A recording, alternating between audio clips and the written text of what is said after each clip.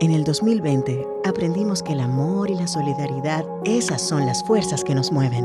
En Coop Mam somos parte de tus experiencias y sueños. El futuro es ahorra. Cooperativa Mamoncito, deposita tu confianza.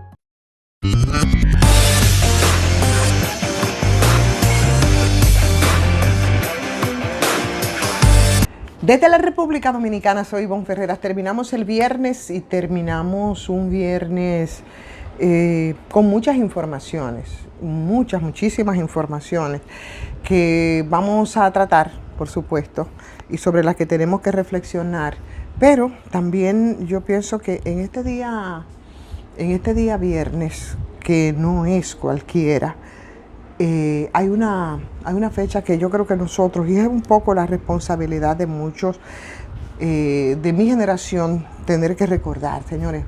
Hoy, 26 de mayo de este 2023, cumple 29 años Narciso González Narcisazo, que fue desaparecido y que todavía nadie sabe dónde está. 29 años, a 29 años de tiempo, no sabemos, nadie ha dicho.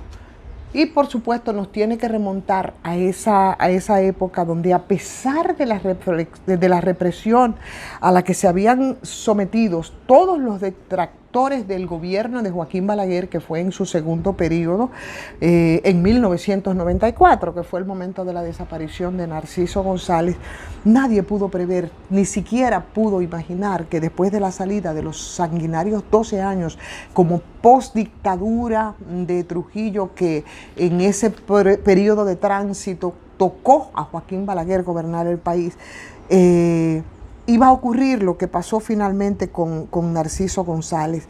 Su enérgico discurso precisamente en contra del supuesto fraude de las elecciones de ese año que se habían realizado por el entonces partido de gobierno, que era el Reformista Social Cristiano, ahí en el Paraninfo de la Facultad de Ciencias Jurídicas y Políticas de la UAS, de la Universidad Autónoma de Santo Domingo.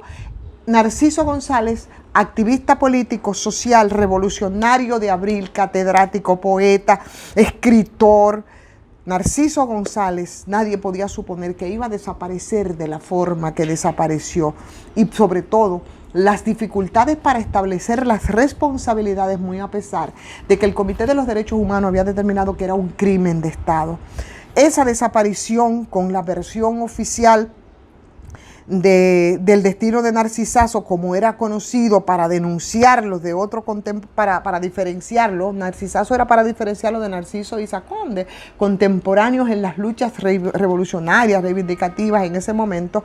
Se atribuyó, señores, a una desaparición forzosa a raíz de una serie de acciones que tuvieron emprendidas por el profesor universitario en contra de las acciones macabras y repetidamente criminales de Joaquín Balaguer, y por supuesto todo lo que implicó con esas acciones de Balaguer y de su gabinete. Y en la revista La Muralla, precisamente, el artículo de Narcisazo hablaba de las 10 pruebas que demostraban que Balaguer era lo más perverso que había surgido en América Latina. Eso fue una sentencia de muerte para Narciso González, para su desaparición. Calificaba a Balaguer como asesino, como pandillero, como inmoral, como delincuente, como pervertidor, tramposo, dañino, miserable, desfalcador, epítetos a los que hizo mucho honor el expresidente o el presidente Joaquín Balaguer durante el periodo en el que estuvo al frente del país.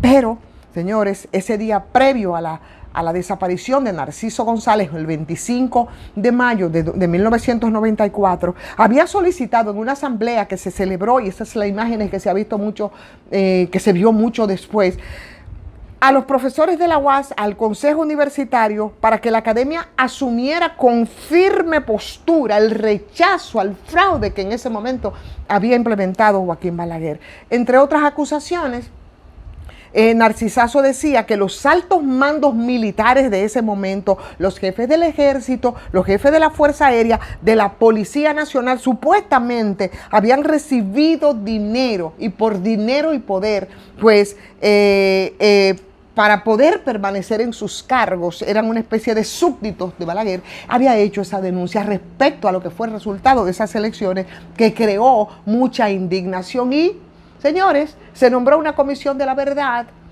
Nosotros no sabemos todavía cuáles son los resultados. Muchos de esos jerarcas militares fueron señalados con sus nombres, con sus apellidos, y lejos de estas personas, bueno, pues a hacerle el encauzamiento y las investigaciones que debía hacerse, lo que vimos fue precisamente muchos de ellos asumiendo papel de protagonismo político frente a partidos políticos que tenían la responsabilidad histórica, como el Partido de la Liberación Dominicana, de llegar hasta las últimas consecuencias y profundizar respecto a la desaparición de Narciso González, Narcisazo.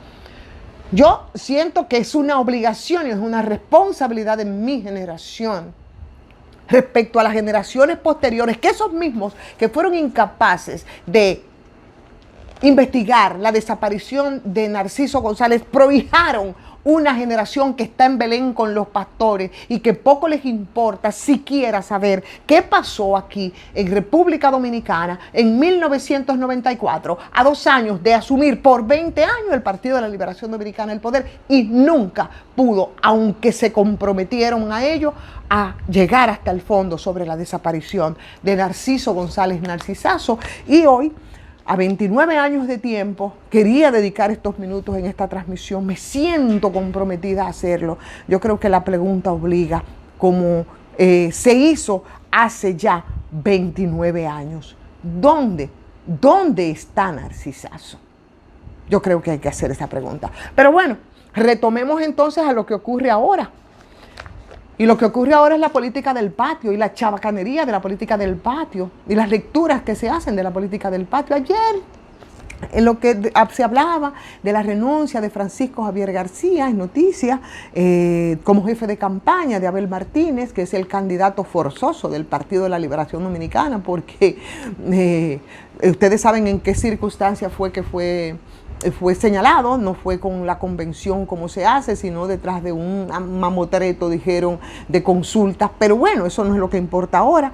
Lo cierto es que ayer envió una carta bastante larga, extendida, explicando varias de las razones por las que dejaba la dirección de campaña de Abel, y dentro de las cosas que decía era de un supuesto equipo paralelo que estaba manejando las cosas relacionadas con la campaña, y que esa campaña que enfrentaba precisamente a dos estadistas de experiencia, bueno, decía muchas cosas, ¿no?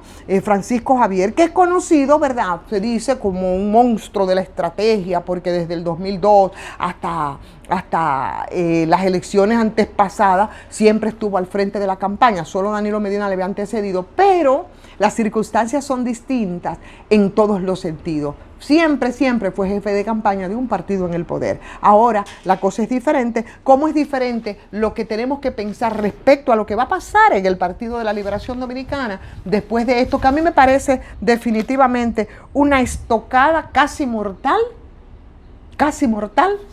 a la candidatura de Abel Martínez, que no hay forma de que pueda arrancar? ¿Qué va a pasar con ese PLD? ¿Hacia dónde se enrumba el Partido de la Liberación Dominicana? Los acontecimientos que han estado atravesando en los últimos tiempos en ese partido, desde mucho antes incluso de que saliera del gobierno en el año 2020, están llevando a esa organización a un futuro que de verdad, aunque ofenda a algunos, me luce muy similar a lo que pasó con el Partido Revolucionario Dominicano y con ese mismo Partido Reformista Social Cristiano, de ese mismo Balaguer que estamos hablando, en cuyo gobierno desapareció Narciso González, y cuando murió se llevó de plano su Partido Reformista Social Cristiano para ese despojo al que le siguió los pasos el Partido Revolucionario Dominicano histórico de José Francisco Peña Gómez, para convertirse también en despojo con un 0.8% de favor del electorado, y a lo que parecería, si no hay un cambio de estrategia, al que llegaría también el Partido de la Liberación Dominicana.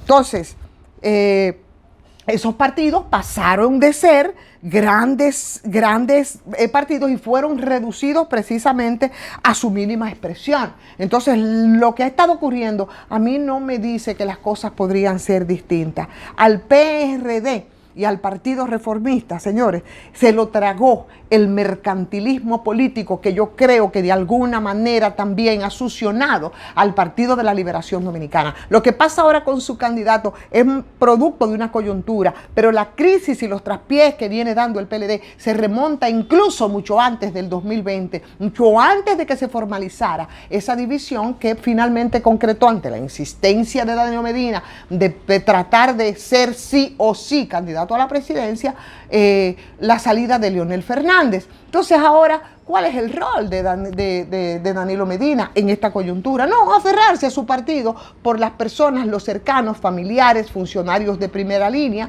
que están ahí a la espera de que se le conozcan expedientes de corrupción. En conclusión, para un poco explicar por qué digo que tanto el PLD como lo fue en el caso del PRD y del Partido Reformista es un tema de mercantilismo político, porque han devenido en ser simplemente mercachifles y venderos de la política. Entonces, el PLD cayó exactamente en lo mismo y está transitando exactamente lo mismo que transitaron esas dos organizaciones. Por tanto, yo pienso que el final será muy similar, y ahora con la renuncia de Francisco Javier García frente a un candidato que no arranca, porque lo primero es que no hay un eje temático que pueda sostener, ni un partido que tampoco le pueda acompañar, esto se ha vuelto como una especie de estocada mortal. Yo no quiero repetir, yo vuelvo y digo, yo escuchaba a Fafa decir que wow, el PLD parece un muerto embalsamado. Yo le agregaba, parece ser que es una especie de capilla ardiente